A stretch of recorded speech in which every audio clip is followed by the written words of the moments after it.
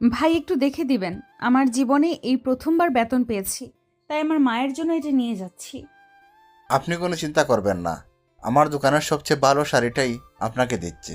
আসলে এটা আমার মায়ের জন্য, সেই জন্য এত চেক করে নিতেছি, না হলে আমি এত চেক করে নিতাম না। আপনি একটু কষ্ট করে সব কিছু দেখে দিবেন, কিছু মনে করবেন না। আরে আপা, আমি সব কিছু দেখেই দিতেছি, আপনি কোনো চিন্তা করবেন না। তবে একটা কথা কি আপা, আপনার মতো মেয়ে হয় না যে নিজের মাকে এতটা ভালোবাসে। সত্যিই আপনার মতো মেয়ে প্রতিটা ঘরে ঘরে থাকা দরকার। দোয়া করবেন ভাই, যাতে আমি আমার মায়ের সেবাটা ঠিকমতো করতে পারি। আসলে আমার বাবা মারা গেছে, এখন আমার মায়ের আপন বলতে শুধু আমি আছি, আর আমার আপনজন বলতে শুধুমাত্র আমার মা আছে। তাই আমি আমার মায়ের মুখে একটু হাসি ফোটাতে চাই। দোকানদার নিহার পছন্দ করা একটা সুন্দর শাড়ি প্যাক করে দিল আর নিহা সেটা নিয়ে হাঁটতে শুরু করে। বাসায় পৌঁছানোর পর তার মা তার দিকে এগিয়ে আসলেন। সে তখন তার মাকে জড়িয়ে ধরে প্যাকেটটা দিয়ে বলল, আম্মু, এই শাড়িটা তোমার জন্য। আমি এটা আমার প্রথম বেতন থেকে তোমার জন্য কিনে নিয়ে এসেছি। দেখো তোমার পছন্দ হয়েছে কিনা। তুই কি পাগল হয়ে গেছিস? আমার কি সেই বয়স এখনো আছে? এটা তুই আমার জন্য কিনতে গেলি কেন? তুই নিজের জন্য একটা কিছু কিনতে পারলি না? আম্মু, আজকে আমি আমার জীবনের প্রথম বেতন পেয়েছি, তাই এটা তোমার জন্য নিয়ে আসলাম। নিহার মা তখন তাকে জড়িয়ে ধরে বললেন, তোর বাবা আমাকে বারবার বলতো যে আমাদের মেয়ে অনেক ভালো কিছু একটা করবে। আমি সবসময় চেয়েছিলাম আমার যেন একটা ছেলে হয়, কিন্তু যখন তুই হলি তখন তোর বাবা আমাকে জড়িয়ে ধরে বলেছিল আমাদের মেয়ে আমাদের ছেলের থেকেও বেশি কিছু করবে, এবং তুই সেটা করে দেখিয়েছিস। এই কম বয়সে আমার মেয়ে ঢাকা বিশ্ববিদ্যালয়ে চাকরি করে, এটা বলতেই আমার গর্বে বুকটা ফুলে ওঠে। তোমার মুখে হাসি ফোটানোই আমার প্রধান ইচ্ছা। আমি সেটা পারলেই আমার জীবন সফল হবে। তুমি শুধু আমার জন্য দোয়া করবে, যাতে আমি আমার বাবার স্বপ্ন পূরণ করতে পারি। বাবা হয়তো আমার কাছে নেই, কিন্তু সে আমাকে সব সময় দেখছে, এটা আমি বিশ্বাস করি। কিন্তু মা, শুধু এসব চিন্তা করলে তো হবে না, তোকে বিয়ের বিষয়টাও ভাবতে হবে। বয়স কম হয়নি তোর, এখন নিজের জীবনটা নিয়ে একটু চিন্তা কর। আর কতদিন আমাকে নিয়ে চিন্তা করবি? যতদিন আমার নিঃশ্বাস চলবে ততদিন আমি তোমাকে নিয়ে চিন্তা করব আম্মু। তুমি আমার সব কিছু। যদি তুমি না থাকতে তাহলে আমি এই পৃথিবীর আলো বাতাস দেখতে পেতাম না। তুমি আমাকে এই পৃথিবীতে নিয়ে এসেছো, এরপরে বাবা মারা যাওয়ার পর তুমি আমাকে আগলে রেখেছো। সবই তো বুঝলাম, কিন্তু নিজের জীবনটা তো এভাবে শেষ করে দিলে হবে না। আমি সিদ্ধান্ত নিয়েছি তোর বিয়ের ব্যবস্থা করব। তুই এটা নিয়ে কি বলিস? আম্মু, চাকরিতে জয়েন করার মাত্র 1 মাস পার হয়েছে। এর মধ্যে যদি বিয়ে করি তাহলে আমার জীবনের স্বপ্নগুলো কোনোদিন পূরণ করব? কোন দিন পূরণ করব? তুমি একটু সময় দাও, এই বছরটা চলে যাক, এরপর আমি বিয়ে করব। নিহার মা তাকে জড়িয়ে ধরলেন, কারণ তিনি তার মেয়েকে খুব ভালো করেই জানেন। কোনো না কোনো একটা বাহানা দেখিয়ে এইসব আলোচনা থেকে বের হতে চাইছে। তাই তিনিও কোনো আপত্তি করলেন না। নিয়া 1 মাস হলো ঢাকা বিশ্ববিদ্যালয়ে চাকরির জন্য সুযোগ পেয়েছে। তার জীবনে অনেক স্বপ্ন ছিল, কিন্তু সেগুলো পূরণ হওয়ার আগেই তার বাবা পৃথিবী ছেড়ে চলে যান। এরপর থেকে তার সংগ্রামের জীবন শুরু হয়। যদিও তার বাবা তার জন্য ভালোই সম্পত্তি রেখে গিয়েছিলেন, কিন্তু সেই টাকা যথেষ্ট ছিল না। গচ্ছিত বিপুল পরিমাণ সম্পদ থেকে যদি খরচ করা হয় তাও একসময় শেষ হয়ে যায়। তার বাবার মৃত্যুর পর শুধু বাবার জমানো টাকা দিয়েই এতদিন চলেছে। এখন তাদের টাকা পয়সার ঝামেলা শুরু হয়েছে। এর মাঝে আবার নিহা পড়াশোনায় প্রচণ্ড মেধাবী ছিল, সেজন্য তার বাবা সবসময় চাইতেন তাকে একজন ভালো শিক্ষকের ভূমিকায় দেখতে। সেজন্য সে এই অল্প বয়সেই নিজের সেরাটা দিয়েছে এবং নিজের পড়াশোনা কমপ্লিট হওয়ার পরপরই চাকরিতে জয়েন করেছে। যে মানুষটা তাকে এই জগতে আসতে সবচেয়ে বড় সহযোগিতা করেছে, সেই মানুষটাকে আজকে সারপ্রাইজ দেওয়ার জন্য একটা শাড়ি কিনে নিয়ে আসে এবং সেটা নিজের মায়ের হাতে তুলে দিতে পেরে সে অনেক বেশি খুশি। অন্যদিকে অবস্থা ভিন্ন ইপ্তি চৌধুরীর। 1 মাসের ট্রাভেল শেষ করে বাসায় ফিরে ডিনার করতে বসেছে তার বাবার সাথে। তখন তার বাবা বলে উঠলেন, কি ব্যাপার, তোর কি আক্কেল জ্ঞান বলতে কিছু নেই? ভার্সিটিতে প্রথম দিন গিয়েছিলি, এরপর থেকে তোর ভার্সিটির কি হয়েছে? 1 মাস হয়ে গেছে, এখনো ভার্সিটিতে যাস না, এর কারণ কি? ইফতি কিছু না বলে মাথা নিচু করে বসে আছে, কারণ সে তার বাবাকে অনেক বেশি ভয় পায়। সাধারণত এটাই ছেলেদের স্বভাব। ইফতি কিছু বলতে যাবে তার আগেই তার বোন রিয়া বলে ওঠে, আবু, তুমি কেন এসব বলছো যে ও ঘুরতে গিয়েছে? ছেলেটা বড় হয়েছে, এটা কিন্তু তুমি ভুলে গিয়েছো। আর সে তো পড়াশোনা ভালো, কোনদিন কি তোমার নাম নষ্ট করেছে? সে যদি বিনোদন করতে চায় তাহলে সেটাতে আপত্তি কেন করছো? আর ভাই, কালকে থেকে তুই ভার্সিটিতে যাবি, এখানে আর কোনো কথা হবে না। ইফতি মনে মনে কিছুটা শান্ত পেল, কারণ তার বোন তাকে বাঁচিয়ে ফেলেছে। এটাই হচ্ছে তার একমাত্র বিশ্বাসের জায়গা। সে জানে তার বোন তাকে বাঁচাবে। ইফতির বাবা আর কিছু বললেন না, কারণ তিনি জানেন রিয়া যখন বলে দিয়েছে তখন ইফতি কালকে থেকে ভার্সিটি ঠিকই যাবে। রিয়া পরিবারের মধ্যে সবার অনেক আদরের, কিন্তু রিয়া সবার উপরে নিজের অধিকার খাটানোর চেষ্টা করে। কিন্তু তার সবচেয়ে ভালোবাসার জায়গা হচ্ছে ইফতি। ইফতি পরদিন ভার্সিটিতে যায়। ভার্সিটিতে যাওয়ার পর কোনো কথা নেই, সোজা তার বাহিনীর সাথে দেখা করলো। বাহিনী বলতে বোঝেন নাই, তার বন্ধু বান্ধব। মোটামুটি অনেকের সাথেই পরিচিত হয়ে গিয়েছে তার মধ্যে। কয়েকজন তার সাথে অনেক দিন থেকে পড়ছে, আর কিছু সিনিয়র ভাই আপুরা যারা তার এলাকার, তাদের সাথেও ফ্রেন্ডশিপ আছে। কিন্তু ইফতির চলাচল রাজার মতো। সে সব জায়গায় গিয়ে সিনিয়র জুনিয়র মানে না। কিছু জায়গায় বন্ধুত্বের কারণেও একটু ছাড় দিতে হয়, যার কারণে সে অনেক সময় তো তার জুনিয়র ছেলেদের সাথেও বসে আড্ডা দেয়। বন্ধুদের মধ্যে এসব সিনিয়র জুনিয়র চলে না। ইফতি ক্লাসে চলে গেল, তবে তার সিট ভালো, ছেলেদের মতো প্রথম সিটে নয়। যদিও সে পড়াশোনায় সবসময় ফার্স্ট বয়, কিন্তু তার সিট লাস্টের দিকে, এটা সবাই জানে। একদিন মাত্র ক্লাস করেছে এই নতুন ক্লাসে। সেই একদিনের ভিতরেই অনেক কিছু চিনিয়ে চলে গেছে সবাইকে। ক্লাসের লাস্ট বেঞ্চে বসে আড্ডা দিচ্ছিল ইফতি আর তার বন্ধুরা, তাও আবার বেশ আওয়াজ দিয়ে। ওদিকে নেহা তখন ক্লাস করাতে আসলো। ক্লাস করাতে গিয়ে নজর পড়লো লাস্ট বেঞ্চের দিকে। এরপর কিছুক্ষণ লক্ষ্য করলো, কিন্তু তারা মুখ বন্ধ করছে না। তারা তাদের মতোই গল্প করে যাচ্ছে। এখন দেখা যাক কি হয় সামনে। এখান থেকেই গল্পের নতুন দিক শুরু হবে। গল্পটা বাস্তবতার সাথে মিলিয়ে লেখা হলেও কিছু জায়গায় কাল্পনিক অনেক কিছু তুলে ধরা হয়েছে, তাই দয়া করে কেউ বাস্তবতার সাথে পুরোপুরি মেলাতে যাবেন না। নিহা ম্যাডাম বিরক্ত হয়ে লাস্ট বেঞ্চের দিকে তাকালেন। লাস্ট বেঞ্চে বেয়াদব ছাত্রদের আড্ডাখানা। তিনি রাগে অগ্নিশর্মা হয়ে লাস্ট বেঞ্চের সামনে এসে দাঁড়ালেন। দুইটা ছেলে দুইটা মেয়ে পাশাপাশি বসে হাসাহাসি করছে। ম্যাডামকে দেখে তাদের হাসি বন্ধ হয়ে গেল। ম্যাডাম অসহ্য রূপবতী, বয়স 25-এর কাছাকাছি, অবিবাহিত। ম্যাডাম রাগে কাঁপতে কাঁপতে বললেন, এই তোমরা দাঁড়াও। বসে থাকার চারজন দাঁড়ালো। ম্যাডাম চারজনের দিকে কিছুক্ষণ তাকিয়ে থেকে বিরক্তিকর গলায় বললেন, কথা বলছিলে কেন? ভার্সিটি কি কথা বলার জায়গা? ছেলে দুইটার মধ্যে ইফতি বলল, ম্যাডাম, আমি জাহাঙ্গীরনগর ইউনিভার্সিটিতে পরীক্ষা দিয়েছিলাম। সেখানে একটা না 4টা দেয়ালে বড় করে লেখা ছিল, চুপ থাকলে ভালো লাগে। কিন্তু ঢাকা ভার্সিটি আমরা পুরোটা ঘুরে কোথাও এই লেখাটা দেখলাম না। তাই মনে হচ্ছে ঢাকা বিশ্ববিদ্যালয়ে কথা বলারই জায়গা। ম্যাডামের চোখ মুখ শক্ত হয়ে গেল। কি বেয়াদবের মতো কথাবার্তা! ভার্সিটির ছাত্রদের গায়ে হাত তুলতে নেই, কিন্তু তার মনে হচ্ছে ছেলেটাকে ধরে আচ্ছা মতো একটা ছ্যাঁচা দিতে পারলে মনটা ঠান্ডা হতো। ম্যাডাম রেগে বললেন, আমার সামনে ওভার স্মার্টনেস দেখাবে না, এটা আমার খুব অপছন্দ, বুঝলে? ইফতি আবারও হাসাহাসি গলায় বলল, ওভার স্মার্টনেস কোথায় দেখালাম ঠিক বুঝলাম না। যেটা সত্য সেটাই বললাম। ইফতির পাশে বসে থাকা তার বন্ধু রিয়াদ দাঁড়িয়ে গেল। ম্যাডাম তার দিকে তাকিয়ে বললেন, তোমার নাম? রিয়াদ দ্রুত উত্তর দিল। গাজা বাবা। রিয়াদ উত্তর দিয়েই চুপ হয়ে গেল। মুখ থেকে ফস করে শব্দটা বের হয়ে গেছে তার। ম্যাডাম হতবম্বের মতো তার দিকে তাকিয়ে আছেন। কি অদ্ভুত নাম হয় আজকালকার ছেলে মেয়েদের। ম্যাডাম অবাক গলায় বললেন, তোমার নাম গাজা বাবা কেন? গাজা বেশি খাও এজন্য? রিয়াদ থতমত খেয়ে বলল, ম্যাডাম, আমার নাম রাশেদ হাসান রিয়াদ। বন্ধুরা আমাকে ডাকে গাজা বাবা। কতদিন নিজের নামটি শুনি নাই। সবার মুখ থেকেই এই নামটা শুনতে শুনতে এখন প্রায় নিজের নামটা ভুলেই গেছি। ম্যাডাম অস্বস্তি নিয়ে তাদের দেখছেন।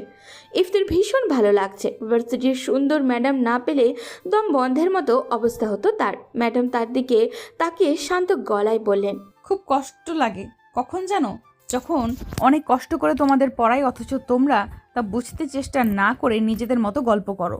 তোমরা তো আমার কষ্ট বুঝবা না, কারণ তোমাদের কোনো কষ্ট নেই।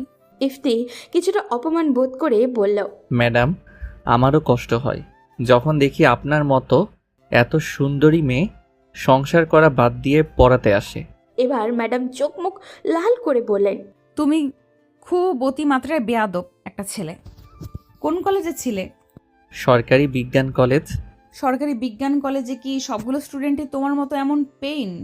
না ম্যাডাম, কিছু পেইন কিলারও আছে। ম্যাডাম অবাক হয়ে বললেন, ওরা কেমন? খুব ভালো ছেলে ম্যাডাম, নিয়মিত ক্লাস করে, পড়া নোট করে, কলেজে উঠেও ক্লাস মিস দিলে প্রাইমারি বাচ্চার মতো দরখাস্ত লিখে। ভূমিকম্প না হলে রাতে বাসা থেকে বের হয় না। কলেজে উঠলেও মা এখনও তাদেরকে বলেন, বাবা আজ ক্লাসে মিস কি পড়িয়েছেন? মেয়ে দেখলে সিটি দেয়া তো আকাশের চাঁদ, উল্টো দাঁড়িয়ে সম্মান জানায়। ম্যাডাম, এরাই হচ্ছে পেইন কিলার। ও আচ্ছা, এই ধরনের ভালো ছেলেদের তোমাদের মতো ব্যাক বেঞ্চারদের কেন পছন্দ হবে? ওরা তো ভালো ছেলে, তোমাদের মতো বেয়াদব না। আমার খুব লজ্জা হচ্ছে, তোমাদের মতো ছেলে আমি ঢাকা বিশ্ববিদ্যালয়ে পেয়েছি। ইফতির অপমান বোধ করে বলল। আমারও খুব লজ্জা হচ্ছে ম্যাডাম। নিহা ম্যাডাম ভ্রু কুচকে বললেন, কেন? আমি 2 নম্বরের জন্য বুয়েটে চান্স পাইনি, নইলে কি আর ঢাকা বিশ্ববিদ্যালয়ে পড়ে থাকতাম? তো বের হয়ে যাও না, বসে আছো কেন? তখন তার সবাই নিশ্চুপ। নিহা ম্যাডাম একটু সময় নিয়ে বললেন, জীবনে কি হতে চাও? ইফতি বেশ ভাব নিয়ে বলল, আমার বউয়ের ভালো স্বামী হতে চাই, আমার বাবুর ভালো আব্বু হতে চাই। তুমি আস্তে একটা পেইন, এমন ইডিয়েট ছেলে আমি কখনো দেখিনি। ইফতি বিড়বিড় করে বলল, আপনার বয়সই বা কত? কি বললা তুমি? না, কিছু না। ইফতির পাশে লিজা আর আদিবা দাঁড়িয়ে আছে। তারা ইফতির দিকে এমনভাবে তাকাচ্ছে মনে হচ্ছে যেন তার কারণেই দাঁড়িয়ে আছে, নিজেদের কোনো দোষই নেই। নিহা ম্যাডাম রাগে থরথর করে কাঁপতে কাঁপতে বললেন, তোমাকে 10টা প্রশ্ন করব, সবগুলোর উত্তর দিতে না পারলে তোমরা 4 জন সারা ঢাকা ভার্সিটি কানে ধরে হাঁটবে। ইফতি হাসি হাসি মুখ করে বলল। আর সবগুলোর উত্তর পারলে? নিহা ম্যাডামও হাসি মুখে ইফতির দিকে তাকিয়ে বললেন, আমি বই থেকে প্রশ্ন করব না, কোথা থেকে করব তাই ভেবে কুল পাবা না। আর তোমার মতো পেইন সবগুলোর উত্তর পারবে? হাসালে। যদি পারি। কথাটা আত্মবিশ্বাসের সাথে বলল ইফতি। নিহা ডোন্ট কেয়ার ভাব নিয়ে বলল, তাহলে তোমার 2টা ইচ্ছা পূরণ হবে। গোটা ক্লাস তাদের দিকে তাকিয়ে আছে, সবাই বেশ মজা পাচ্ছে। কৌতূহল জাগছে ইফতি কি চায় সেটা দেখার জন্য। ইফতি হাসি মুখে বলল, আমার প্রথম ইচ্ছে আপনার সাথে কক্সবাজার ডেটিংয়ে যাব, মেয়াদ 3 দিন। আর আর দ্বিতীয় ইচ্ছে আপনার ঠোঁটে চুমু খাবো। পুরো ক্লাস ইফতির কথায় হতভম্ব হয়ে গেল। ইফতি ভেবেছিল তার এই আবদারে ম্যাডাম ভয় পেয়ে যাবেন, কিন্তু তিনি ভয় পাননি। তিনি এক প্রকার ধরেই নিয়েছেন ইফতি তার কোনো প্রশ্নেরই উত্তর পারবে না। ইফতি তার ম্যাডামের সামনে দাঁড়িয়ে আছে। ম্যাডাম বললেন, প্রথম প্রশ্ন, সূর্য কোন দিকে ওঠে? পুরো ক্লাস হেসে উঠল। তাদের সবার আগ্রহের কেন্দ্রবিন্দুতে এখন ইফতি আর নেহা ম্যাডাম। ইফতি বাধায় পড়ে গেল। আসলে তো সূর্য কোন দিকে ওঠে? এত সহজ প্রশ্ন ম্যাডামের করার কথা না। নিশ্চয়ই এর মধ্যে কোনো রহস্য আছে। সহজ প্রশ্নের উত্তর সবসময় জটিল হয়, জটিল প্রশ্নের উত্তর সবসময় সহজ হয়। ইফতি হাসি মুখে বলল, সূর্য কোনো দিকে ওঠে না, সূর্য সূর্যের জায়গাতেই থাকে, শুধু পৃথিবীটাই ঘুরে যায়। নেহা ম্যাডাম হাসি মুখে বললেন, দ্বিতীয় প্রশ্ন, কোন কবির কবিতা ছাত্রাবস্থায় তার পাঠ্য বইয়ে চলে এসেছিল? এই প্রশ্নের উত্তর না পারলে বিপদ, কিন্তু উত্তরটা আমার জানা ছিল, বললাম কবি জসিমউদ্দিন। নেহা ম্যাডাম সরু চোখে তাকিয়ে বললেন, গুড বয়। তৃতীয় প্রশ্ন, কে বড়, বিল গেটস নাকি স্টিভেন জবস? ইফতি তো প্রশ্ন শুনে হতবাক হয়ে গেল, কারণ পৃথিবীর সবাই জানে বিল গেটস সবচাইতে বড় ধনী। কিন্তু ম্যাডাম যেহেতু এই প্রশ্ন করেছে, তার মানে এর মধ্যে নিশ্চয়ই কোনো কারণ আছে। ইফতি আর কিছু না ভেবে বলে দিল, স্টিভেন জবস। কেন? আমি যেহেতু স্টিভেন জবসের জীবন কাহিনী পড়েছি তাই জানা আছে, তাই আর কিছু না ভেবে বলে দিলাম। স্টিভেন জবস প্রায় 5 বছর পরিশ্রম করে একটা কম্পিউটার যার নাম থাকে ম্যাকিনটস বানায়, কিন্তু বাজারে ছাড়ার 1 মাস আগে ওই কম্পিউটারটা বিল গেটসকে দেখায়। সেইটা আবার বিল গেটস কপি করে নিজের নামে নিজের কোম্পানিতে বানায় এবং ম্যাকিনটস ছাড়ার 7 দিন আগে বাজারে ছাড়ে। তাই স্টিভেন জবস বড়। ইফতির প্রশ্নের উত্তর শুনে তো নিহা ম্যাডাম হতবাক। তাও ম্যাডাম স্বাভাবিকভাবে হেসে বললেন, গুড, ভালোই তো জানো দেখছি। ভয়টা কেন জানি উদা হয়ে গেল ইফতির। ইফতি নিজের উত্তরে নিজেই মুগ্ধ হয়ে গেল। সেখানে ম্যাডাম তো স্বাভাবিক। এরপর ইফতিকে দুইটা রহস্যজনক প্রশ্ন করা হলো।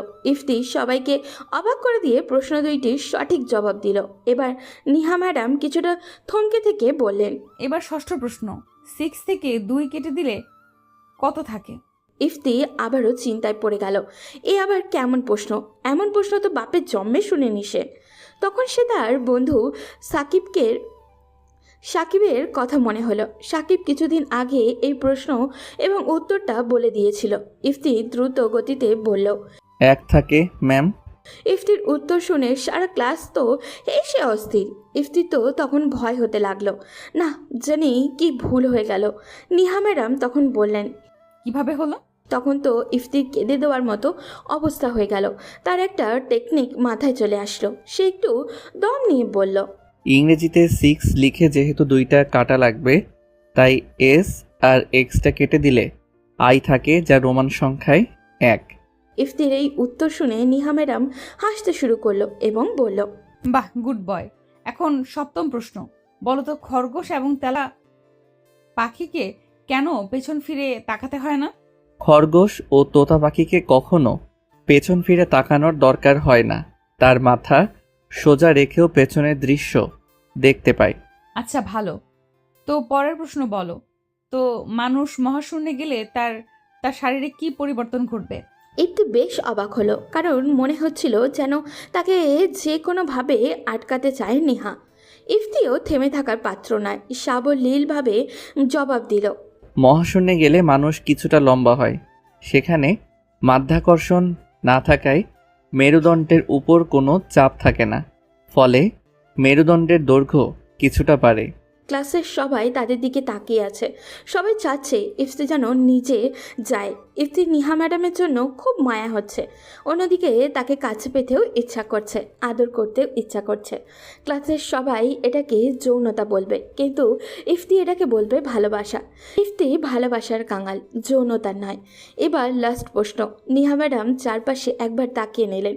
ইফতির মতো ছেলে 9টা প্রশ্নেরই উত্তর পারবে তা তার জানা ছিল না। খুব সম্ভবত এখন তার ভেতরে অনুশোচনা বোধ হচ্ছে। এমন চ্যালেঞ্জ না নিলেও হতো। ইফতিকে 2টা থাপ্পড় দিয়ে ক্লাস থেকে বের করে দিলেও তো হতো। ইফতি নিহার ঠোঁটের দিকে তাকিয়ে আছে। ভীষণ মায়া হচ্ছে এই মেয়েটার জন্য। 3 দিন এই মেয়েটার হাত ধরে কক্সবাজার ঘুরে বেড়ালে মন্দ হয় না তার জন্য। নিহা ভয় পেয়ে যাচ্ছে, তার চোখে পানি জমে গেছে। নিহা ম্যাডাম কাঁপা কাঁপা গলায় বললেন, লাস্ট প্রশ্ন, বলো কোন প্রাণীর পায়ের টেস্ট রিসেপ্টর থাকে? ইফতি হতভম্ব। কথাটা গুরুত্ব নিয়ে মানুষ প্রশ্ন করতে পারে সে শুধু কল্পনা করছে, সেও কম কিসে।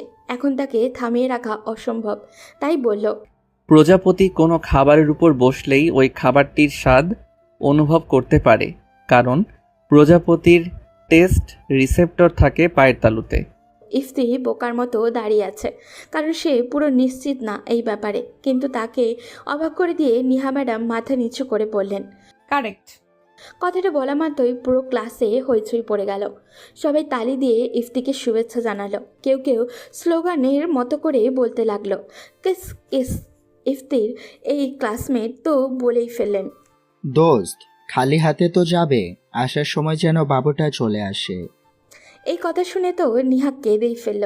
চোখ দিয়ে টপ টপ করে পানি পড়তে লাগলো। এটা দেখে ইফতির একটু মায়া হতে লাগলো, কিন্তু পরক্ষণেই ভাবলো এত কষ্ট, এতগুলো প্রশ্নের উত্তর দিল, তাই জিতার পরে পুরস্কার নেবে না, এটা কি করে হয়?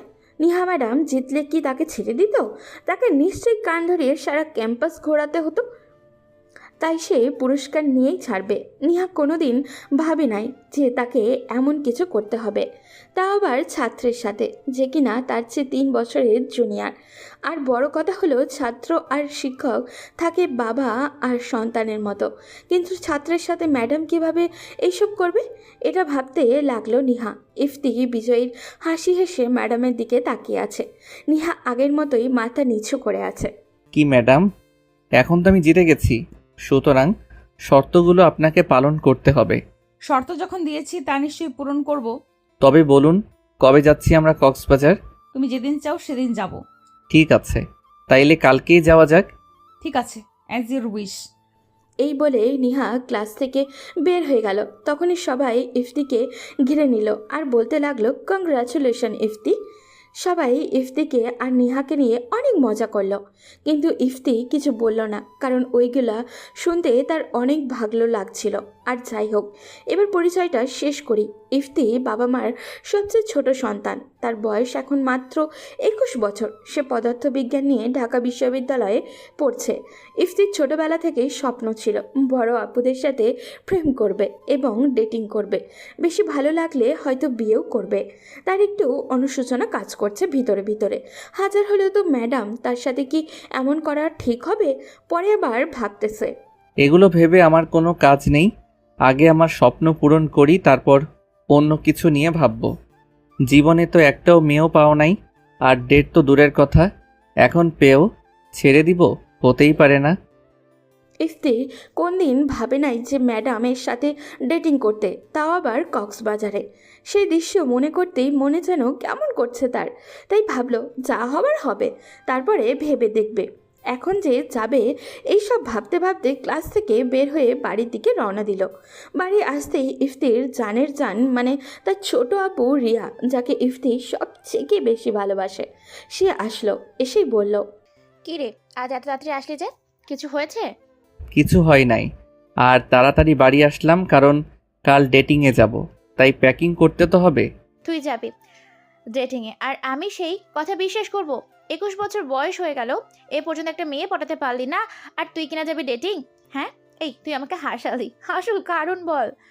আর কোথায় যাচ্ছিস সত্যি করে বল।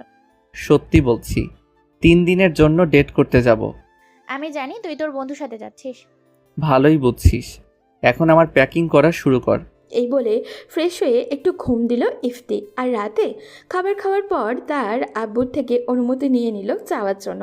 তারপর একটা ঘুম দিল আর রিয়াকে বলল তাড়াতাড়ি যেন তাকে ডেকে দেয়। ওদিকে নিহা তার মায়ের সাথে খাবার খেতে বসলো। তার মা তার দিকে তাকিয়ে আছে, সে কিছু একটা নিয়ে চিন্তা করতেছে।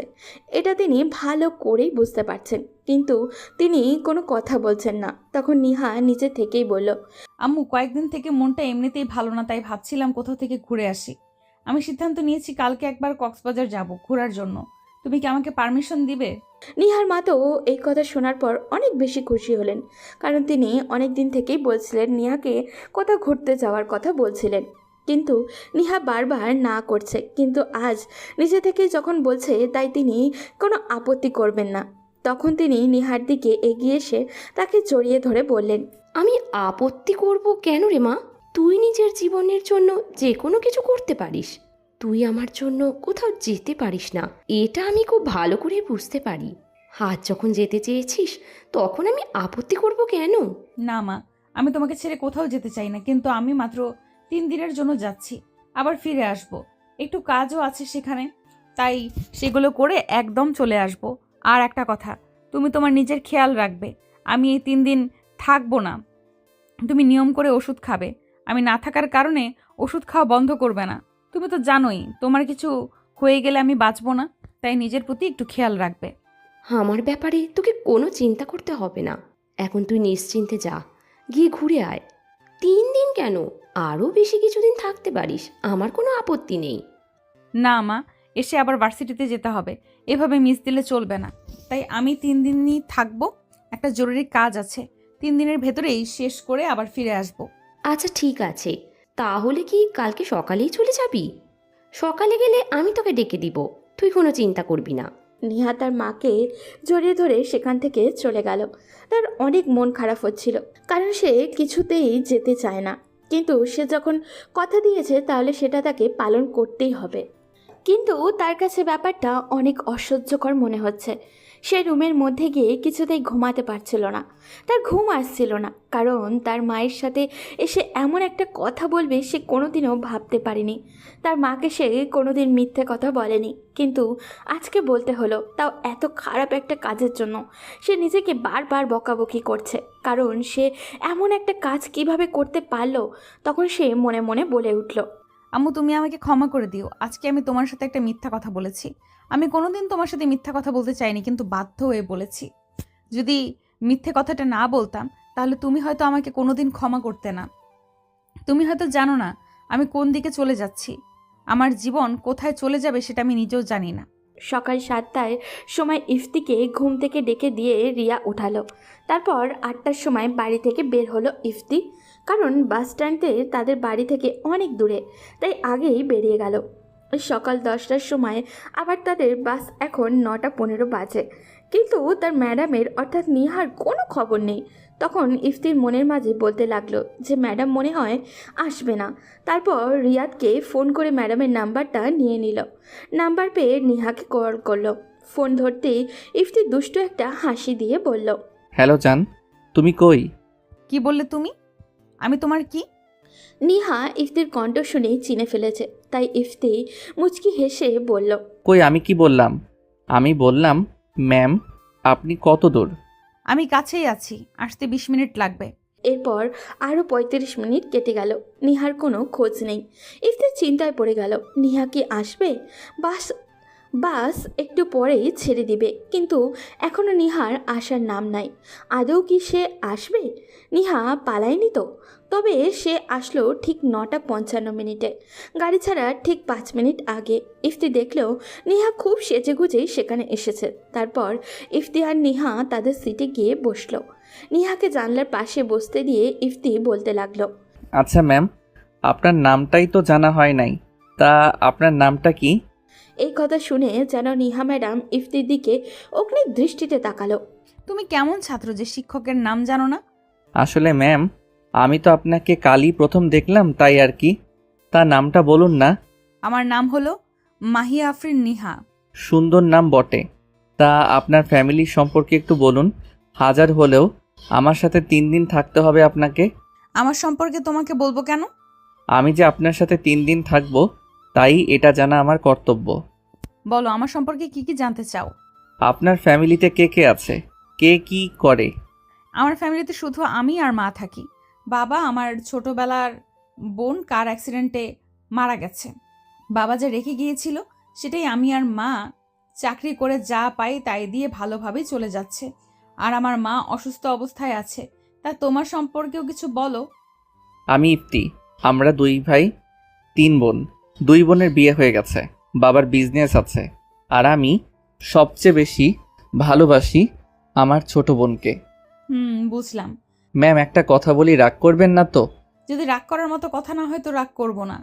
কালো শাড়িতে আপনাকে সেই রকম লাগছে, আর আপনি যেভাবে সেজেগুজে এসেছেন তাতে মনে হচ্ছে আপনি আপনার বয়ফ্রেন্ডের সাথে বেড়াতে যাচ্ছেন। কি বললে তুমি? তোমার সাহস তো কম নয়। তোমাকে আমি বাগে পেয়ে নেই, তখন দেখাবো আমি কি জিনিস।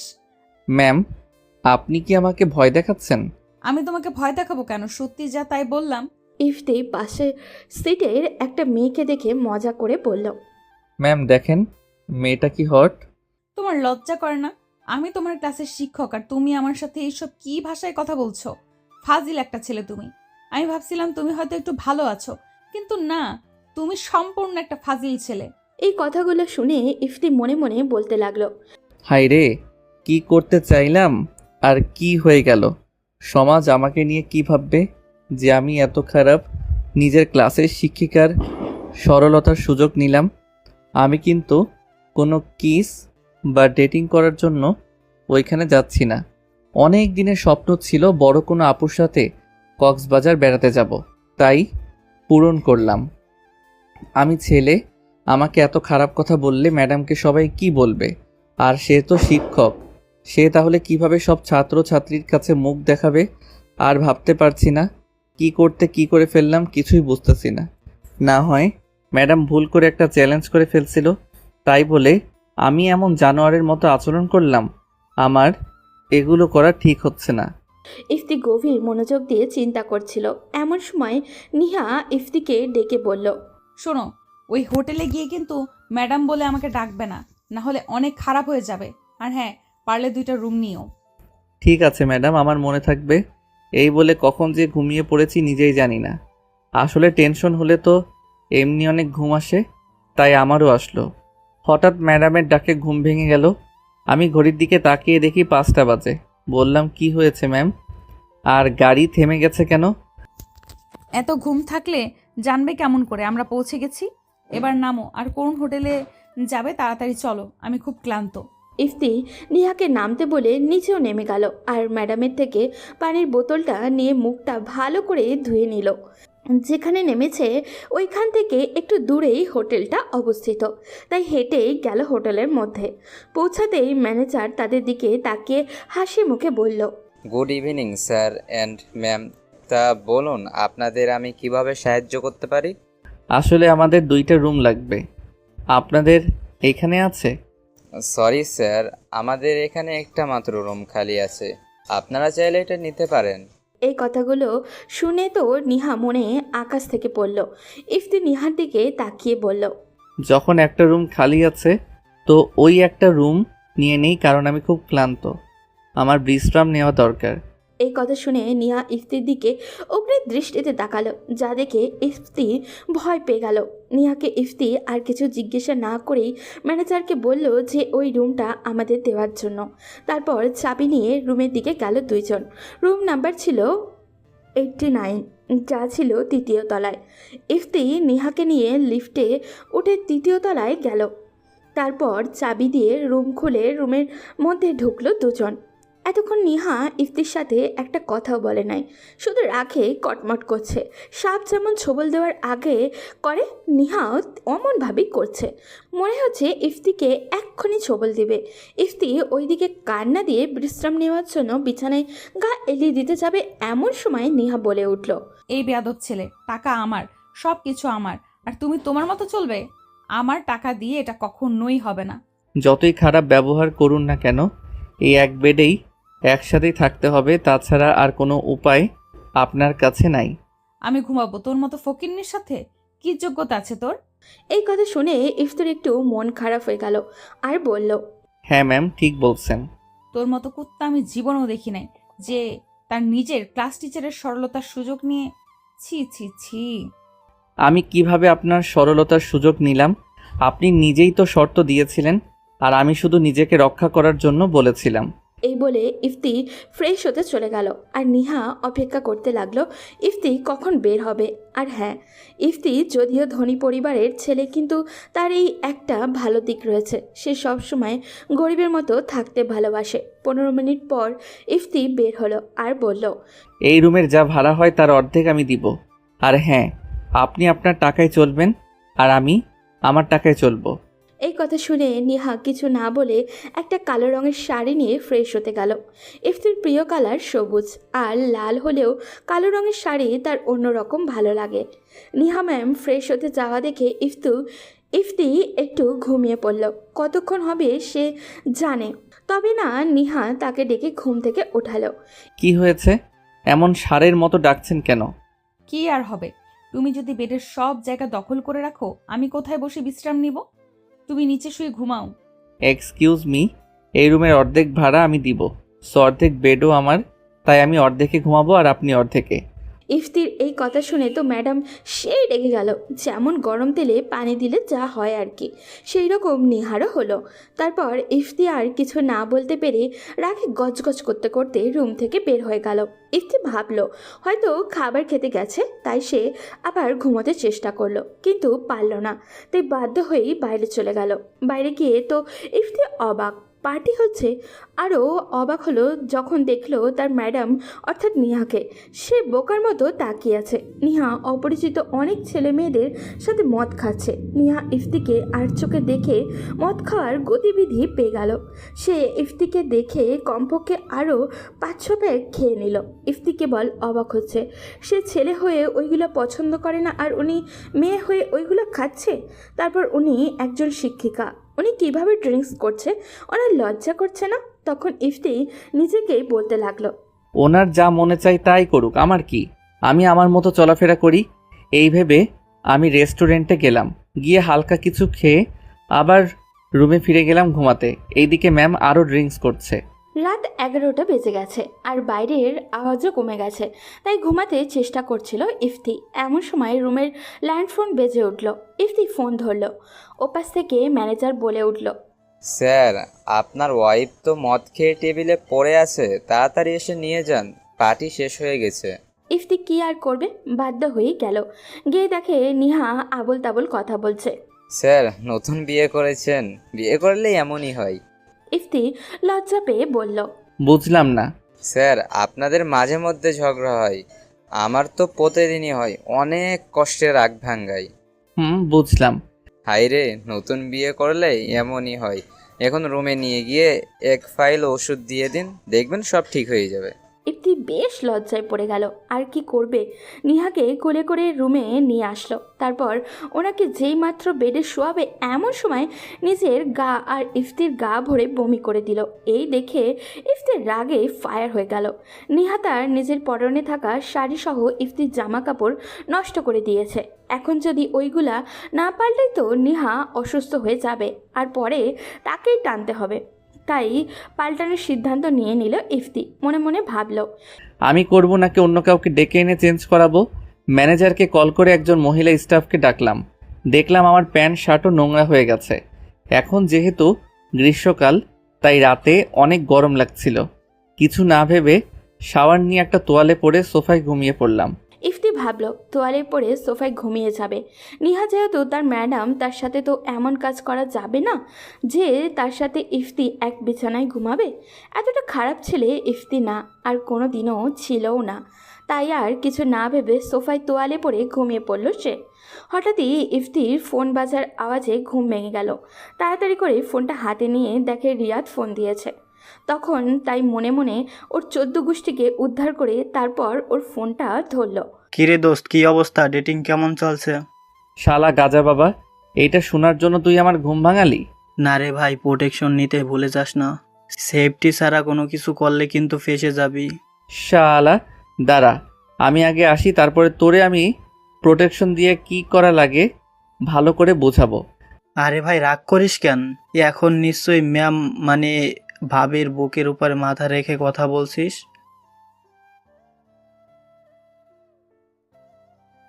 আমাকে কি তোর সেই রকম ছেলে মনে হয়? শালা, আমি আসি, তোদেরকে সব খুলে বলবো। এখন ফোন রাখ, কাল সকালে কথা বলবো। আচ্ছা, ভাবি কি প্রেগনেন্ট হয়ে গেছে? শালা ফোন রাখ। শালা সব আজাইরা পেঁচাল পাড়ার জন্য আমার ঘুমটা ভেঙে দিল। আর কোনো মতেই চোখ দুইটা বন্ধ করতে পারলাম না। কিন্তু আমি না চাইতেও ম্যাডামের দিকে হঠাৎ চোখ চলে গেল। চোখ যেতে না যেতেই আমি তৃতীয়বারের মতো ক্রাশ খেলাম।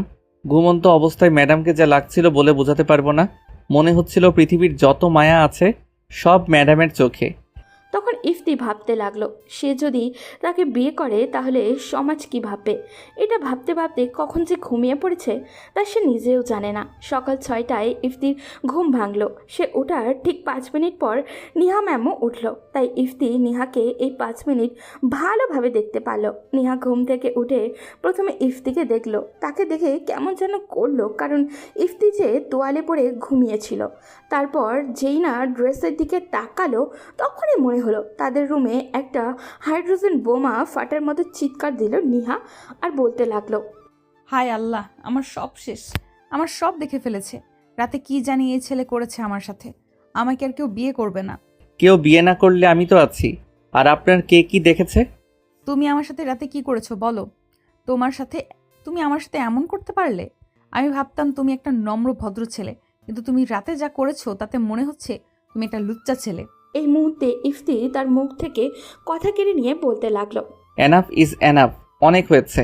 আর না, রাতে আমি কি করেছি বলেন আমাকে। তুমি রাতে নিশ্চয়ই আমার সাথে ওইটা করেছো। ওইটা কোনটা ম্যাম? সব তোমাকে মুখে বলতে হবে? তুমি আমার সাথে রাতে কি করেছো তাই বলো। এই বলে নিহা আরবারও কান্না করতে লাগলো। ইফতি অসহায়ের মতো বলল, ম্যাম, আপনি যা ভাবছেন তা না। আমি রাতে কিছুই করিনি। এতটা খারাপ ছেলে আমি না। তাইলে আমার জামা কাপড় তুমি কিভাবে চেঞ্জ করলে কিছু না দেখে?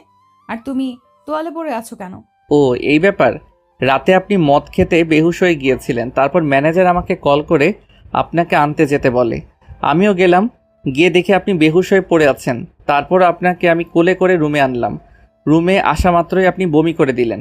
তাই তোমাকে আমার জামা কাপড় পাল্টাতে হবে আর আমার সব কিছু দেখতে হবে? তুমি আমার সরলতার সুযোগ নিয়ে আমার সাথে এমন করতে পারলে? এই বলে নিহা কান্না করতে লাগলো। হায় রে ম্যাম, আগে পুরোটা শুনে নেন, তারপর না হয় মন্তব্য করেন। তুমি কি বলবা? হ্যাঁ, তুমি আমার সাথে যা করেছো, ছি ছি, এমন নোংরা কাজ করতে তোমার বিবেকে বাঁধলো না? তুমি আসলে একটা লম্পট বদমাইশ। আমি তোমার নামে নারী নির্যাতনের কেস করব। এসব কি বলছেন ম্যাম? আমি আপনার সাথে কিছুই করি নাই, আমাকে বিশ্বাস করেন। আমি কোনো লম্পটের কথা বিশ্বাস করি না, এমনকি পৃথিবীর কেউ বিশ্বাস করবে না। আপনি আর একটা কথা বললে আপনার খবর আছে। আমি যা বলবো আগে তা ভালোভাবে শুনে নেন। যদি আপনি একটা কথা বলেন তো আপনার গলা আমি কেটে ফেলবো। ইফতির কথা শুনে ম্যাম ভয় পেয়ে গেল আর একটা শান্ত মেয়ের মতো বেডের উপরে বসে পড়ল। তারপর ইফতি বলতে শুরু করলো। রাতে যখন ওই অবস্থায় আপনি আমার গায়ে বমি করে দিলেন, তখন আমি হোটেলের কেয়ারটেকারকে ফোন করে সব বলি এবং একজন মহিলা এসে আপনার কাপড় চোপড় পাল্টিয়ে দিয়ে গেল। তখন রাত ছিল বলে আমি আর নতুন কোনো জামা কাপড় বের না করে একটা তোয়ালে পরে সোফার উপর ঘুমিয়েছিলাম। আর আমার কথা যদি বিশ্বাস না হয় তাহলে ম্যানেজারের কাছে ফোন করে জেনে নিন এখনই। এই বলে ম্যানেজারের কাছে ইফতি ফোন করলো। তারপর নেহাকে বলল। সব শুনেন উনি কি বলে। ম্যানেজার সব কিছু বলল। ম্যানেজারের কথা শুনে নিহা জিহ্বায় কামড় দিয়ে বসে পড়ল। তারপর ইফতি আবারও বলা শুরু করলো, কিন্তু এবার প্রতিশোধ নেওয়ার জন্য নিহা ইফতিকে যা বলল তার চেয়ে 3 গুণ ফেরত দেওয়ার জন্য বেশ রেগেই বলল। আপনি আমাকে যা বলছেন, যদি আপনি আমার ম্যাডাম না হয়ে অন্য কোনো মহিলা হতেন তো দেখতেন আমি কি করতে পারি। নিহা নিশ্চুপ, কি বলবে সে। এরই মধ্যে ইফতি আবার বলল। আমি যদি ইচ্ছা করতাম তাহলে রাতে আমার ভিতরে থাকা শয়তানটাকে জাগ্রত করতে পারতাম, আর তখন আপনাকে শেয়ালের মতো করে চিবিয়ে খেতে পারতাম, কারণ তখন আপনি বেহুশ ছিলেন। তাই আমি যাই করতাম আপনার কিছুই মনে থাকতো না, কিন্তু আমি তা করিনি। আমার ঘরেও মা বোন আছে, কিন্তু আপনি আমাকে যা বলছেন এই জন্য আমি আপনাকে কোনো দিন ক্ষমা করব না। আপনার মধ্যে কোনো মহিলা বা একজন শিক্ষিকার গুণ নেই। যদি থাকতো আপনি আমার সাথে এখানে আসতে পারতেন না। আপনি একজন নির্লজ্জ মহিলা। আর হ্যাঁ, আপনি শুধু নেগেটিভভাবে ভাববেন না, একটু পজিটিভভাবে শিখুন, তাইলে আপনাকে আর পস্তাতে হবে না। ইফতি এই কথাগুলো যে কিভাবে বলল তা সে নিজেও জানে না। তারপর নিজেই ভাবতে লাগলো। আমি কি থেকে কি বলেছি, হয়তো ম্যাম এখন আরও বেশি কষ্ট পাবে। ইফতির এতগুলো কথা শুনে নিহা কান্না করতে লাগলো। এত পরিমাণ যে ইফতি বিরক্ত হয়ে গেছিল সে নিজেই জানে না। নিহা এবার কান্না করে বলতে লাগলো। আমি না হয় একটু ভুল বলে ফেলেছি, তাই বলে তুমি আমাকে এমনভাবে বলতে পারলে? তুমি ঠিকই বলছো যে আমি নির্লজ্জ। হ্যাঁ, আমি নির্লজ্জ। তাও আমি নিজে রোজগার করে আমার মাকে ঠিকমতো খাবার খাওয়াই আর প্রতিদিন তাকে ওষুধ দেই। আর জানো আমাকে কেমনভাবে চলতে হয়? আমাকে দেখে সবাই ভাবে আমি বিবাহিত। আমি এমনভাবেই চলাচল করি শুধুমাত্র তোমাদের মতো পুরুষদের জন্য। আমি একজন শিক্ষক। আমাকে সম্মান করা বাদ দিয়ে কামনার চোখে দেখে। যখন একজন মেয়ের উপর হামলা করে, তার জীবনের শ্রেষ্ঠ সম্পদটুকু কেড়ে নেয়, তখন কোথায় থাকে তোমার মতো ভালো পুরুষ জাতি? যখন আমি লেখাপড়া করতাম, টাকার জন্য ভালোভাবে পড়তে পারি নাই, আমার মা টাকার অভাবে না খেয়ে থেকেছে, তখন কোথায় ছিল তোমাদের পুরুষ সমাজ? ইফতির কথাগুলো শুনে খুব খারাপ লাগলো। সে মনে মনে বলতে লাগলো। খারাপ ব্যবহার করলো আমার সাথে, আবার আমাকে এমনভাবে বলছে। কি মেয়ে রে বাবা, এমন মেয়ে আমি বাপের জন্মে দেখি নাই। না, আমি মনে হয় একটু বেশি বলে ফেলেছি, তাই ক্ষমা চাওয়ার সিদ্ধান্ত নিলাম। নিহা কিছুক্ষণ দম নিল, এরপর আবারও বলতে লাগলো। আমার ভুল হয়ে গেছে তোমাকে এমনভাবে বলা, তাই তোমার কাছে ক্ষমা চাচ্ছি। পারলে আমাকে ক্ষমা করে দিও। ম্যাম, আসলে আমারই ক্ষমা চাওয়া উচিত। কার রাগের মাথায় কি না কি বলে ফেলেছি, আসলে আমারই এগুলো বলা ঠিক হয় নাই। না, দোষ তো আমারই। আমি যে এমন একটা মেয়ে, তাই কারো কথায় কোনোদিন কিছু মনে করি না। আসলে আমি বুঝতে পারি নাই যে একজন মহিলা অন্য একজন পুরুষকে বিশ্বাস করতে পারে না। এখন যে সময় একজন মহিলা তার প্রেমিককে বিশ্বাস করতে পারে না, আর আমি তো আপনার অচেনা মানুষ, তাই আপনার এমন বিহেভ করাই স্বাভাবিক। তাই ম্যাম, আমার ভুল হয়ে গেছে, আমাকে ক্ষমা করে দিবেন। ও কিছু না, আমি কিছু মনে করিনি। এই বলে নিহা ফ্রেশ হওয়ার জন্য ওয়াশরুমে চলে গেল। আর ইফতি তার দিকে তাকিয়ে থাকলো আর ভাবতে লাগলো। এত কথার মধ্যে একটা কথা আমি রাখবো, তা হলো এখন আর আমি ম্যাডামকে শিক্ষকের মতো দেখব না, তাকে আজ থেকে দেখব নিজের গার্লফ্রেন্ডের মতো। আমি যদি প্রেম করি তো ম্যামকেই করব, আর বিয়ে তো আমি ম্যাডামকেই করব, যে কোনো মূল্যে। 15 মিনিট পর নিহা বের হলো ফ্রেশ হয়ে, কালো একটা শাড়ি পরে, যা দেখে ইফতি আবারও ক্রাশ খেলো। এইবার দিয়ে পঞ্চমবার হলো তার। তারপর সেও গেল ফ্রেশ হতে। ফ্রেশ হয়ে বের হয়ে এসে ব্রেকফাস্ট করার জন্য হোটেলেরই বাইরে গেল তারা দুইজন। তারপরে বাইরে গিয়ে ব্রেকফাস্ট করে ইফতি নিহাকে বলল, ম্যাম আর তো এই জায়গায় আছি মাত্র 2 দিন, কিছুই তো ঘুরে দেখা হলো না। চলেন আজকে একটু ঘুরতে বের হই। ঠিক আছে, দুপুরের দিকে বের হব না। এই বলে নিহা হোটেলে চলে গেল। এমন সময় রিয়ার ফোন ইফতি রিসিভ করতেই ওপাশ থেকে রিয়া বলল, কিরে শয়তান, কক্সবাজার গিয়ে কি তোর এই কিউট বোনটাকে ভুলে গেছিস? কি বললি তুই কিউট? তুই একটা পেট নিয়ে আর তোকে ভুলার কথা বলছিস? এই জীবনে আর পারবো না। কি? আমি পেতনি? ভালো। তা বল, কি করতেছিস এখন? তোর ভাবির সাথে রোম্যান্স করতেছি। সত্যি? আমার ভাই কি সত্যি প্রেম করছে নাকি আমার কাছে চাপা মারছে? আমি কি আমার জানের কাছে মিথ্যা বলতে পারি? তোর জান কে রে? কেন? তুই তুই আমাকে এত ভালোবাসিস? খালি ভালোবাসি না, তুই বললে আমি আমার জীবন দিতে 2 বার ভাববো না। এই কথা শুনে ইফতির আপু কেঁদেই ফেলেছে আর বলতেছে, ভাই তুই কেন আমাকে এত ভালোবাসিস? তা আমি জানি না, তুই আমার সব, তোকে ছাড়া আমি বাঁচবো না। আমার ভাই মনে হচ্ছে বড় হয়ে গিয়েছে। তা বলো, আমার জন্য কি আনবি কক্সবাজার থেকে? তুই যা চাস তাই আনবো। তুই জানবি তাই আমার পছন্দ। তা বল, ভাবি দেখতে কেমন আর কি করে? তোর ভাবিকে দেখে এই পর্যন্ত আমি 5 বার ক্রাশ খাইছি, তাহলে ভাব কেমন হবে। তাহলে তো খারাপ হওয়ার কথা না, কিন্তু কি করে আমার হবু ভাবি? সে শিক্ষকতার কাজ করে, কিন্তু কিন্তু কি রে গাধা? সে আমার 3 বছরের সিনিয়র। সে আর কেউ না, আমার ক্লাস টিচার, তার নাম হলো নিহা। কি তুই এসব কি বলছিস ভাই? বাবা মা কোনোদিন মেনে নিবে না। তাহলে তুই আছিস কি জন্য বল? আর শোন, মহানবী হজরত মোহাম্মদ সাল্লাল্লাহু আলাইহি ওয়াসাল্লাম 25 বছর বয়সে বিবাহ করেছিলেন 40 বছর বয়সী খাদিজা রাদিয়াল্লাহু তাআলা আনহুকে। বয়স কোনো ম্যাটার না, বিবাহ যারা করবে তাদেরই সম্মতি আসল। সেটা আমি দেখবো। তুই কি প্রেম করছিস নাকি বলার সাহস এখন হয়নি? ওই আপু ম্যাডামকে কি কোনোদিন ভালোবাসি বলা যায়? লজ্জা লাগে না? তা না হয় বুঝলাম, তাহলে ওখানে গেলি কেন? সে এক করুণ কাহিনী, এসে তোকে সব বলবো। আম্মু ডাকছে, বাই। আর আসবি কবে? ঠিক আছে, রাখছি। লাভ ইউ আপু। লাভ ইউ ভাই। ইফতি নিজের আপুর সাথে কথা বলার পর মনে পড়ল আজ গাজা বাবার সাথে কথা বলা হয় না, তাই নিজে থেকেই কল করলো গাজা বাবাকে, অর্থাৎ রিয়াদকে। কিরে গাজা বাবা, কি অবস্থা, কি করিস? শালা আমার আবার অবস্থা, তুই ম্যামকে নিয়ে ডেটিং করছিস আর আমি শালা গার্লফ্রেন্ডের হাতে প্যারা খেতে খেতে শেষ। তুই তাড়াতাড়ি আয়, নাইলে মিম আমাকে প্যারা দিতে দিতে মেরে ফেলবে। তুই থাকলে তাও একটু কম দিত। দোস্ত, আমার না প্রোটেকশন ফুরিয়ে গেছে, আর এখানে এর দামও বেশি। তুই যদি একটু হেল্প করতি, ঢাকা থেকে কিনে কুরিয়ার করে পাঠিয়ে দিতি, তাহলে আমার খুব উপকার হতো। শালা আমাকে নিয়ে মজা করিস? আমি কি ওইসব বিক্রি করি যে তোকে পাঠিয়ে দেব? শালা তুই আয়, আমি তোকে মজা দেখাবো। ও ভুলেই গিয়েছিলাম। মেয়েদের মতো হাসিস না, মুখের মধ্যে পোকা চলে যাবে। তা বল, কেমন কাটছে সময় দোস্ত? তোর আর মিমের যেমন সময় কাটতেছে, আমার তার চেয়ে খারাপ। জানিস দোস্ত, আমি একটা মেয়েকে ভালোবেসে ফেলেছি আর তাকেই বিয়ে করব। কি? তুই আর প্রেম? আমার বিশ্বাস হচ্ছে না। সত্যি বলছি, মেয়ের নাম এসে বলবো আর সবার সাথে পার্টি করবো। এখন রাখছি, বাহিরে যাব। ঠিক আছে, ভালো থাকিস। ইফতি কথা শেষ করে পিছনে তাকায়, দেখে নিহা তার দিকে তাকিয়ে আছে। তার মনে হচ্ছে নিহা তার সব কথা শুনে ফেলেছে, কিন্তু সে কথা ঘুরিয়ে দেওয়ার জন্য বলল, আরে ম্যাম, এখানে কখন আসলেন? অনেকক্ষণ আগেই। আর শোনো, আজ একটু বের হব বিকেলের পরে। অন্ধকারে হাঁটতে আমার খুব মজা লাগে। ঠিক আছে। তারপর ইফতি গিয়ে সোফার উপরে শুয়ে পড়ল আর ঘুমিয়েও পড়ল। বিকেলে নিহার ডাকে ঘুম ভেঙে গেল। এই ছেলে আর কত ঘুমাবে? এখন ওঠো আর ফ্রেশ হয়ে আসো, বের হব। ইফতি গিয়ে ফ্রেশ হতে চলে গেল আর ভাবতে লাগলো। আজ ম্যামের হাত ধরে ঘুরবো যে করেই হোক। ইফতি 15 মিনিট পর বের হলো। বের হয়ে তার সবচেয়ে প্রিয় শার্টটা পরল, যেটা রিয়া ইফতিকে কিনে দিয়েছিল আর বলেছিল এটা পরলে তোকে খুব সুন্দর লাগবে। তাই ওইটা পরল যাতে তাকে একটু সুন্দর লাগে। যখন ইফতি এই শার্টটা পরে বাইরে আসলো, তখন নিহা তার দিকে তাকিয়েছিল। ইফতির মনে হচ্ছিল তাকে সুন্দর লাগছিল। এমনিতেই তার চেহারার মধ্যে বিদেশিদের ছাপ। ফর্সা চেহারার সাথে শার্টটা বেশ ভালোই মানিয়েছে।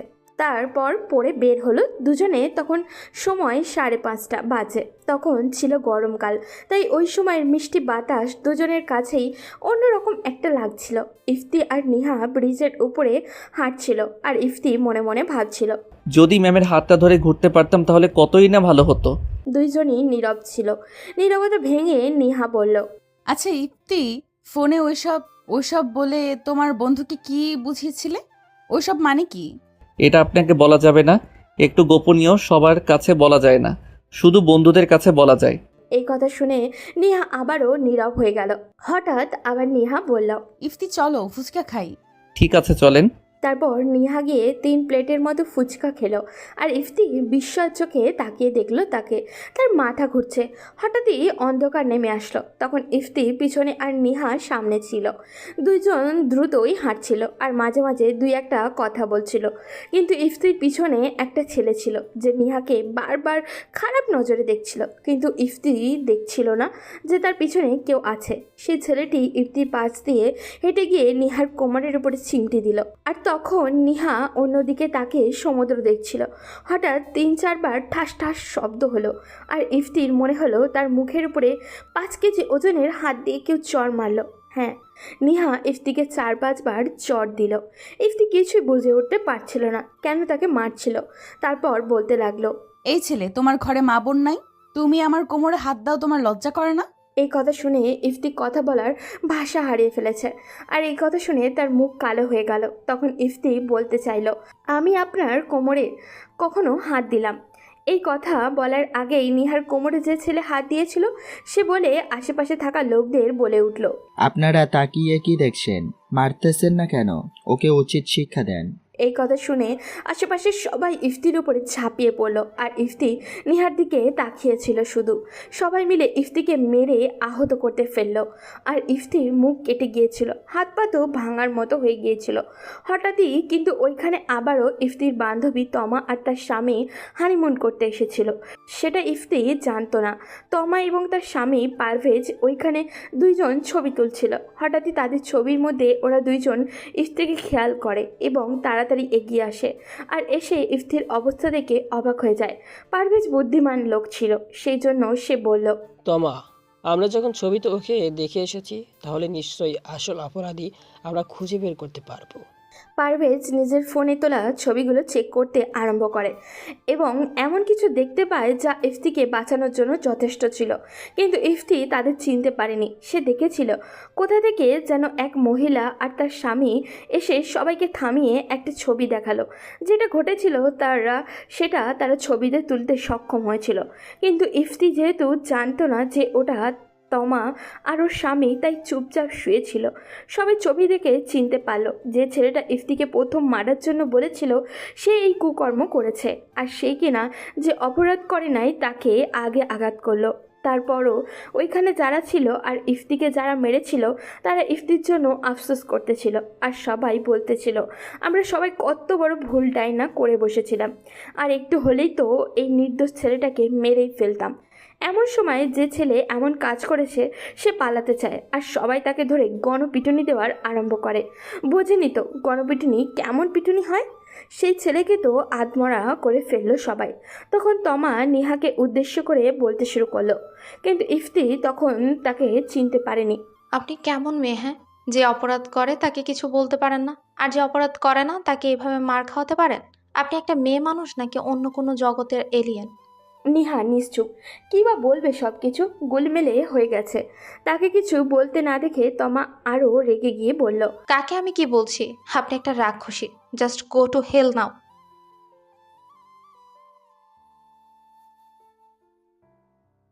তোমার চিৎকার শুনে নিহা কান্না করতে লাগলো আর চলে গেল হয়তো হোটেলের দিকে। তারপর তমা পারভেজকে ডাক দিয়ে বলল ইফতিকে যেন এখন হসপিটালে নেওয়া হয়। ইফতি বোকার মতো তাকিয়ে আছে, এখনও তমাকে চিনতে পারছে না, কারণ সে ভালোভাবে দেখতে পারছিল না। তার আর কিছু মনে নেই। ইফতির দেহ নিস্তেজ হয়ে পড়তে লাগলো, তাকাতে পারছিল না। ওদিকে নিহা তখন কান্না করতে করতে চলে গেল। সে এত বড় একটা ভুল কাজ করবে কোনোদিনও কল্পনা করতে পারেনি। ওইদিকে তমা এবং পারভেজ মিলে ইফতিকে নিয়ে গেল হসপিটালে। এখন যে করেই হোক তাকে সুস্থ করতে তুলতেই হবে। তাকে এই অবস্থায় ছেড়ে চলে যাওয়া কোনো ভদ্রলোকের কাছে ঠিক নয়। আর যদি সেটা বেস্ট ফ্রেন্ড হয় তাহলে তো কোনো কথাই নেই, যে করেই হোক তাকে সুস্থ করতেই হবে। সেজন্য তারা তাড়াতাড়ি করে হসপিটালে নিয়ে গেল। ইফতির হুঁশ নেই, সে বেহুশ হয়ে পড়ে আছে। হসপিটালে নিয়ে যাবার পর তাড়াতাড়ি তার মাথায় ব্যান্ডেজ করা হলো এবং ব্লাড ব্যাংক থেকে রক্তের ব্যবস্থা করে তার শরীরে পুশ করা হলো, কারণ অনেক রক্ত চলে গিয়েছিল। নিহা তখন হোটেল রুমের মধ্যে বসে আছে। সে কল্পনাও করতে পারছিল না এত বড় ভুল সে কিভাবে করতে পারল। তখন সে মনে মনে বলল, আমি এত বড় ভুল কিভাবে করতে পারলাম? না, ছেলেটা আমার সাথে এরকম কাজ কোনোদিন করতো না। এরপরও আমি কেন তাকে অবিশ্বাস করলাম? কেন তার সাথে এরকম ব্যবহার করলাম? আমার কারণে এত কিছু হয়েছে। আমি কি করব এখন? আমার মাথা কাজ করতেছে না। পুরো রাত আর সে ঘুমাতে পারল না। এরকম চিন্তা করতে লাগলে ইফতির সামনে যাওয়ার সাহস তার নেই। কি করে হবে? এত বড় অন্যায় সে কিভাবে করতে পারলো? এইভাবেই রাত কাটলো। অন্যদিকে হসপিটালে তমা এবং পারভেজ অপেক্ষা করছে। তার অপেক্ষায় আছে দুইজন, কখন ইফতির জ্ঞান ফিরবে। তারপর যখন ইফতির হুঁশ ফিরল তখন নিজেকে আবিষ্কার করলো একটা বন্ধ অন্ধকার ঘরে। একটু নড়তেই খুব ব্যথা অনুভব করলো তার শরীরে। হাত পা নাড়াতে পারছিল না, পর নাড়ালেই ব্যথা পাচ্ছিল। তখন সে খেয়াল করলো তার মাথাটা অনেকটা ভারী হয়ে গেছে। যখন মাথায় হাত দিতে নিল দেখলো তার মাথা সাদা নরম সুতা দিয়ে বানানো ব্যান্ডেজ করা। তখন তার মনে পড়তে লাগলো তার সাথে ঠিক কী ঘটেছিল। মনে পড়তেই নিহার প্রতি ইফতির ঘৃণা বেড়ে গেল। মনে হচ্ছিল তাকে এখন হাতের কাছে পেলে যে কী করতো তা সে নিজেও জানে না। তখন ইফতি মনে মনে বলতে লাগলো, আপনাকে শাস্তি পেতে হবে ম্যাম, আমি আপনাকে কোনোদিন ক্ষমা করব না। এসব ভাবতে ভাবতে যেই দরজার দিকে তাকালো তখন দেখলো দরজা কেউ একজন খুলতেছে আর তাই আলো আসছে। তখন ইফতি ভাবতে লাগলো, আমাকে এখানে কে আনলো? আর যারা আমাকে ওই মারের হাত থেকে বাঁচিয়েছে তারা কে? হঠাৎ করে কেউ একজন বলে উঠল। কেমন লাগছে এখন ইফতি? ইফতির কাছে কণ্ঠটা খুব চেনা চেনা লাগছে, কিন্তু ধরতে পারছে না এটা কার কণ্ঠ। আবার মুখে আলোতে দেখতেও পারছিল না। এমন সময় সেই মহিলা বলে, কিরে, এত তাড়াতাড়ি আমাকে ভুলে গেল ইফতি? এবার ইফতি চিনে ফেলল যে এটা তমা ছাড়া আর কেউ হবে না। সেই তমা যে ইফতির হাই স্কুল লাইফের সবচেয়ে কাছের বন্ধু ছিল। দুইজনকে ছাড়া একদিনও থাকতে পারতো না। ভাগ্যের কি পরিহাস! এসএসসি পরীক্ষার পর দুইজন এক কলেজে ভর্তি হয়েছিল, কিন্তু কলেজ শেষ করে ইফতি চান্স পায় বিজ্ঞান কলেজে আর তমা পায় রাজশাহীতে। তারপর যোগাযোগ হয়নি দুজনের মধ্যে। তখন ইফতি কল্পনা থেকে বের হয়ে এসে বলল, তোকে কি কোনোদিন ভোলা যাবে রে ফকিন্নি? যাক, তুই তাও আমাকে মনে রেখেছিস, ভালো। তা বল, এখানে কি হয়েছে যার জন্য সবাই তোকে মারলো? তারপর ইফতি তমাকে খুলে বলতে থাকে সব কিছু, আর তমা ইফতির এইসব কথা শুনে হাসতে থাকে। এরপর পারভেজ আসলে তমা ইফতির সাথে পরিচয় করিয়ে দেয়। আর এদিকে নিহা মানে ইফতির ম্যাম রুমে এসে শুধু কান্না করছে আর ভাবছে সে আসলেই কাজটা ঠিক করে নাই। শুধু শুধু তার জন্য এমন মারটা ছেলেটাকে খেতে হলো। নিহা বিড়বিড় করে কান্না করে বলে, তার কাছে তো অনেক বড় অপরাধী হয়ে গেছি। তার কাছে আমি ক্ষমা চাইবো। সে কি আমাকে ক্ষমা করবে? আর অন্যদিকে ইফতি আর তমা গল্প করছে। এত গল্প করছে যে ইফতি ভুলেই গেছে তার শরীরটা ব্যথা। কিছু সময় পর পারভেজ রুমে আসলো, কিন্তু ইফতি তো তাকে চিনে না, শুধু সামান্য নামটা জেনেছে একটু আগে। এরপর পারভেজ একটা কলের কারণে বাইরে চলে গিয়েছিল। তাই তমা ইফতিকে উদ্দেশ্য করে বলে, দোস্ত, এনি হলো পারভেজ, আমার মানে ইয়ে হয়। বুঝলাম ইনি পারভেজ, কিন্তু দোস্ত মানে কিরে, এটার অর্থ তো আমি বুঝতেছি না। তুমি কিছু বুঝো না তাই না? তুমি তো কচি খোকা, তুমি তো ফিডারে দুধ খাও তাই না, শালা ফাজিল। সত্যি দোস্ত, আমি জানি না মানে কি। আর আমার এখন একটাও গার্লফ্রেন্ড হয় নাই, তাই আমি এখনো কচি খোকা। দেখ, আমি কিন্তু এবার রেগে যাব। রাখবি ভালো কথা, আগে বল মানে কি? দোস্ত, আমি আত্মসমর্পণ করলাম, আমি তোর কাছে হেরে গেলাম। ঠিক আছে শোন, এই হলো পারভেজ, তোর দুলাভাই হয়। আর পারভেজ এই হলো আমার এক সময় বেস্ট ফ্রেন্ড। এতক্ষণ পারভেজ বেচারা খেলা দেখার দর্শকের মতো ইফতি আর তমার ঝগড়া দেখছিল। আগে বলবি তো ইনি আমার দুলাভাই। বলেই ইফতি হাত এগিয়ে দিল। পারভেজও হাত এগিয়ে দিলেই দুইজন হ্যান্ডশেক করলো। Nice to meet you my dear brother in law. Thank you my dear brother in law. এই বলে ইফতি আর পারভেজ হাসতে লাগলো। পারভেজ আর তমা এখানে 3 দিনের জন্য বেড়াতে এসেছে। তারা আজ চলে যাবে রাজশাহীতে। আজ না গেলে আবারও পারভেজও চাকরিটা আবার চলে যেতে পারে। তমা মন খারাপ করে ইফতির দিকে তাকিয়ে বলল, দোস্ত আমি কিভাবে যে কথাটা বলি, আসলে দোস্ত আমাদের আজ সন্ধ্যে 7টায় গাড়ি, নইলে কাল পারভেজ গিয়ে অফিস ধরতে পারবে না, তা আমাকে যেতে হবে। তুই কিছু মনে করিস না? আরে না, কি আর মনে করব, তোরা যা, কোনো সমস্যা নাই। আমার তো কিছুই হয়নি, সকালের মধ্যেই ঠিক হয়ে যাব। সব তো বুঝলাম, কিন্তু এখন তোর কাছে থাকবে কে? কারো থাকা লাগবে না, তুই একটা নার্সকে বলে যা, তাইলেই হয়ে যাবে। ঠিক আছে, তাও বলে যাচ্ছি। দোস্ত প্লিজ কিছু মনে করিস না, সবই তো বুঝিস। আরে না, কিছু মনে করব না। আচ্ছা বাদ দে, গিয়ে তো আবার ভুলে যাবি না আমাকে। তোকে কোনোদিন ভোলা যায়? আচ্ছা ফোন নাম্বারটা দে দেখি। এই নে 01987, একটা কল দে, তোর নাম্বারও আমার কাছে থেকে যাবে। তো ভালো থাকিস, আমি ফোন দিয়ে খবর নিব। আর রাজশাহীতে গেলে আমাদের ওখানে যাস। বাই, ভালো থাকিস। Same to you. এই বলে তমা চলে গেল। আর ইফতি ভাবতে লাগলো এখন তার এই অবস্থাতে কে তার পাশে থাকবে। শালার, আমার কি কেউ নাই? এমন সময় নার্স আসলো, এসে আমাকে একটা ইঞ্জেকশন পুশ করলো।